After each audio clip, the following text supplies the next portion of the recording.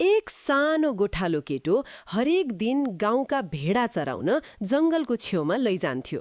एक दिन उसले सोच्यो, यदि म ब्वाँसो आएको भनेर कराए भने गाउँलेहरू दौडेर आउँछन् अनि रमाइलो हुन्छ। बचाऊ, ब्वाँसो आयो, भेडा खान आयो। आवाज सुनेर गाउँका मानिसहरू लाठी र ढुङ्गा लिएर दौडेर आए। केटो हाँस्दै भन्यो, म त जिस्केको मात्रै। गाउँलेहरू रिसाए तर फर्केर गए। केही दिनपछि केटोले फेरि त्यही खेल दोहोर्याल्यो। ऊ फेरि चिच्यायो, ब्वाँसो आयो, बचाऊ। गाउँलेहरू फेरि दौडेर आए तर फेरि पनि झुटो खबर थियो। अब गाउँलेहरूले भने, अब यो केटाको कुरा सजिलै पत्याउने छैनौं। केही दिनपछि साँच्चीकै जङ्गलबाट एउटा भोकाएको ब्वाँसो निस्कियो।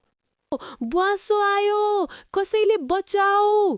तर गाउँलेहरूले सोचे, यो फेरि झुट बोल्दैछ।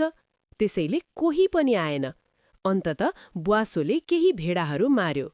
त्यस दिन केटाले बुझ्यो, झुट बोल्दा एक दिन यस्तो अवस्था आउँछ जहाँ सत्य बोले पनि कसैले विश्वास गर्दैन।